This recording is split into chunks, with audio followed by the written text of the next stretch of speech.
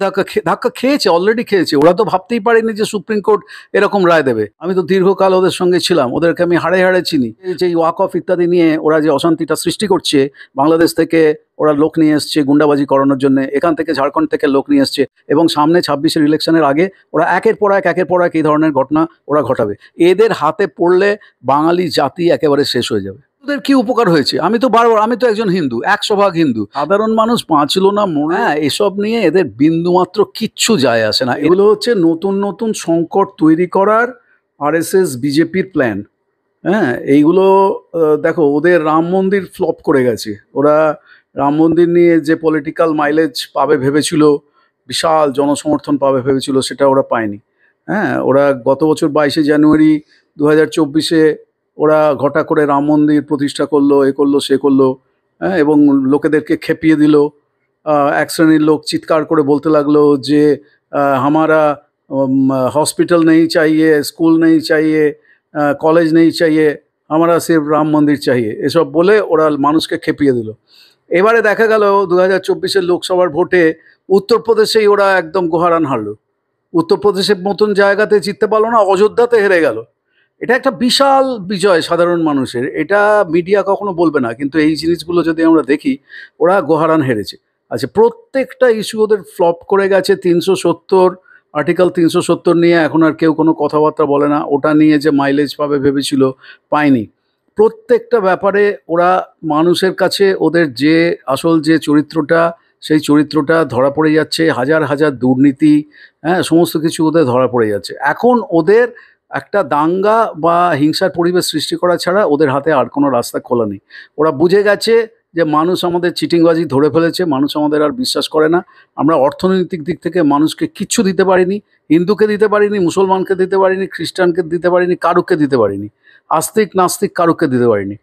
ফলে ওরা সেই 1992-এর বাবরি মসজিদের সময় ওরা যে পলিসিটা করেছিল যে সারা দেশ জুড়ে দাঙ্গার রাজনীতি করতে হবে এবং যেখানে যেখানে দরকার হবে সেখানে সেখানে আমাদের রক্ত ঝরাতে হবে, সেই দাঙ্গার রাজনীতিতে ওরা আবার ফিরে যাচ্ছে। এই ওয়াক অফ নিয়ে যে নতুন যে জলঘোলাটা করছে, এটা হচ্ছে কেবলমাত্র সেই দাঙ্গার রাজনীতিতে ফিরে যাওয়ার একটা খেলা। ওরা বলছে গরিব মুসলিমদের জন্য নাকি আইন নিয়ে এসেছে। গরিব মুসলিমদের জন্য ওদের ভেবে ঘুম হচ্ছে না। আরএসএস তার প্রতিষ্ঠা লগ্ন থেকে 1925 সাল থেকে 100 বছর ধরে তারা বলে আসছে যে ভারতের 3 প্রধান শত্রু হচ্ছে মুসলমান, খ্রিস্টান এবং কমিউনিস্ট। বারবার বারবার করে এই কথাগুলো বলেছে। এখন ওরা মুসলমানদের পাশে এসে দাঁড়াতে চাইছে। এগুলো আর মানে চিটিংবাজি করার, আর কাকে ঠকাচ্ছে ওরা? যারা আমরা খবর রাখি, আমি তো দীর্ঘকাল ওদের সঙ্গে ছিলাম, ওদেরকে আমি হাড়ে হাড়ে চিনি। ওরা মুসলমানদের অন্তর থেকে ঘৃণা করে। ওদের কাছে যদি ভারতের সবচাইতে বড় শত্রু কেউ থাকে, সেটা হচ্ছে ভারতের মুসলমান সম্প্রদায়। মুশকিল হচ্ছে যে এই ওয়াক অফ ইত্যাদি নিয়ে ওরা যে অশান্তিটা সৃষ্টি করছে, বাংলাদেশ থেকে ওরা লোক নিয়ে এসছে গুন্ডাবাজি করানোর জন্য, এখান থেকে ঝাড়খণ্ড থেকে লোক নিয়ে এসছে, এবং সামনে 26-এর ইলেকশনের আগে ওরা একের পর এক এই ধরনের ঘটনা ওরা ঘটাবে, এবং দাঙ্গার পরিবেশ, উন্মত্ততার পরিবেশ ওরা সৃষ্টি করবে, এবং চরম নৈরাজ্যের দিকে, রক্তপাতের দিকে পশ্চিমবঙ্গকে নিয়ে যাবে। এছাড়া ওদের হাতে বাঁচার কোনো পথ নেই, কারণ এছাড়া পশ্চিমবঙ্গে ওদের কোনোভাবেই ওরা ভেতরে ঢুকতে পারছে না। মানুষ ওদের প্রত্যাখ্যান করছে, হিন্দু মুসলমান সবাই। মডারেট মুসলমান যারা, মডারেট মুসলমানদের সংখ্যা অনেক বেশি, র্যাডিকাল উগ্রপন্থী দাঙ্গাবাজ মুসলমানদের সংখ্যা অনেক কম। হ্যাঁ, যেরকম দাঙ্গাবাজ হিন্দুদের সংখ্যা অনেক কম, সাধারণ শান্তিপ্রিয় হিন্দুদের সংখ্যা ভারতবর্ষের 90%, সেরকম মুসলমানদের মধ্যেও তাই। মডারেট মুসলমান এবং মডারেট হিন্দুকে এগিয়ে এসে এই যে বজ্জাতিটা, এই যে চক্রান্ত, ষড়যন্ত্র, দাঙ্গার রাজনীতি, এটাকে আটকাতে হবে। এছাড়া আর কোনো রাস্তা খোলা নেই। বিজেপির প্রায় প্রত্যেকটা নেতা রোজ বলছে হাতে অস্ত্র তুলে নাও, বাড়িতে অস্ত্র রাখো, আত্মরক্ষা। অ্যারেস্ট করা উচিত, অ্যারেস্ট করা উচিত। এটা তো সংবিধান বিরোধী কথা। এটা তো কেবলমাত্র তুমি আমার যা ইচ্ছে হলো আমি তাই বলে দিলাম। ভারতে একটা সংবিধান আছে, ভারতের সংবিধান এই ধরনের অস্ত্র হাতে তুলে নেওয়া এইসব জিনিসগুলোকে স্বীকৃতি দেয় না। এগুলো সংবিধান বিরোধী কথা, এগুলো অপরাধমূলক কথা।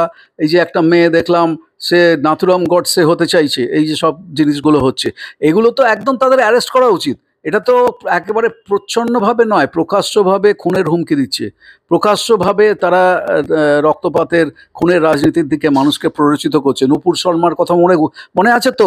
এরা সব এক একটা নূপুর শর্মার সেই যে মাইলেজ চাইছে, এরা লাইমলাইটে আসতে চাইছে। প্রায় 70-72 জন মামলা করেছে সুপ্রিম কোর্টে ওয়াকফ নিয়ে।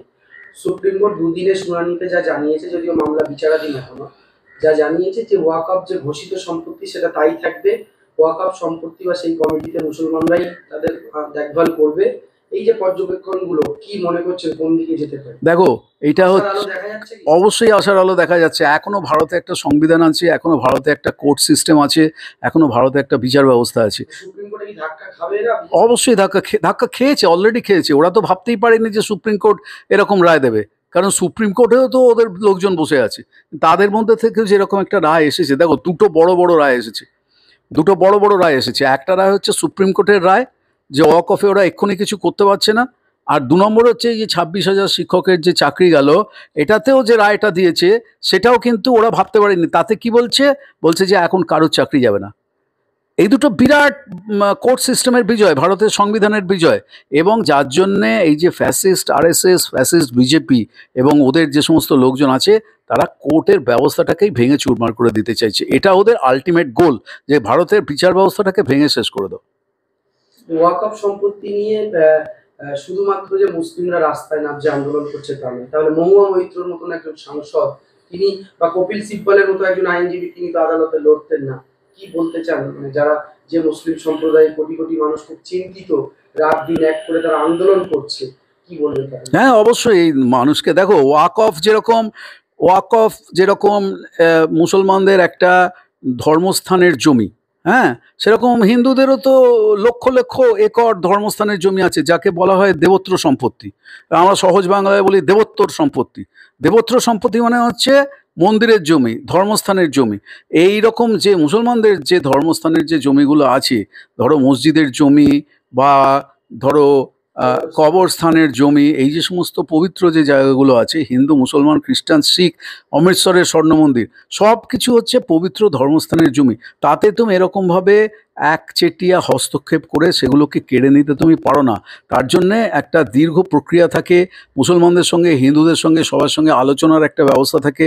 আমি তো শুনতে পাচ্ছি যে আম্বানির যে বোম্বেতে যে অ্যান্টিলা রাজপ্রাসাদ আছে, যার ওপরে 15 তলায় না 20 তলায়, জানো তুমি সেই ইতিহাস? ওপরের তার সুইমিং পুল তৈরি করা হয়েছিল বলে চারপাশের সমস্ত লক্ষ লক্ষ মানুষের জল কেড়ে নেওয়া হয়েছিল।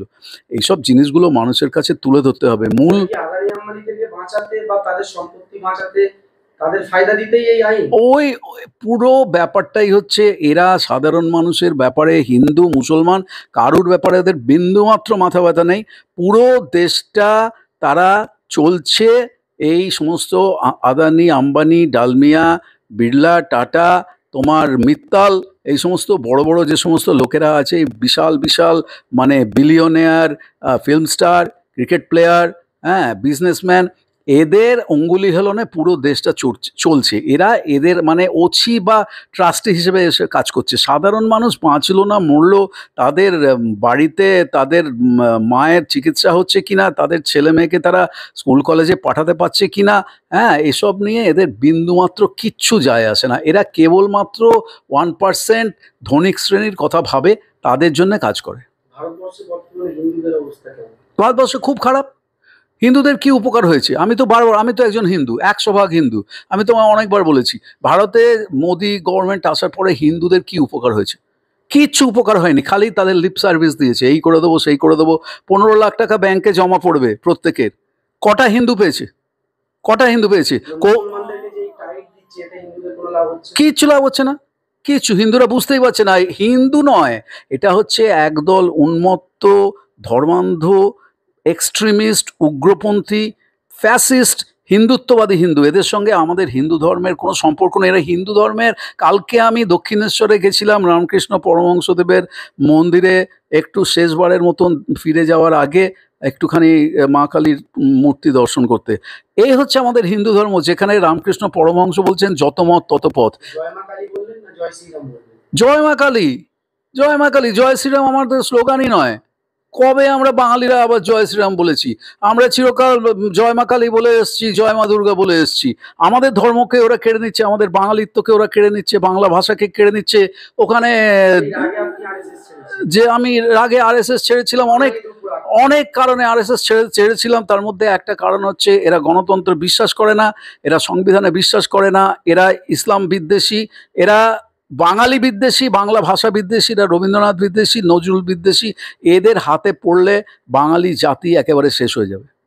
এই সুপ্রিম কোর্টে যে আশার আলো দেখা যাচ্ছে, সেখানে আপনি কি মনে করছেন সুপ্রিম কোর্টে একটা সুপ্রিম ধাক্কা খাবে বিজেপি? মানে ইচ্ছা মতো যে কোনো আইন পাশ করা, গায়ের জোরে রাতের আঁধারে এই যে আইনগুলো পাশ করা, এবং আইনজীবীরা বা আইনজ্ঞরা বলছে এই আইনগুলো অধিকাংশই সংবিধান বিরোধী আইন যেগুলো পাশ হচ্ছে। হ্যাঁ, সংবিধান বিরোধী একটার পর একটা রাতের অন্ধকারে আইন পাস করে নিচ্ছে।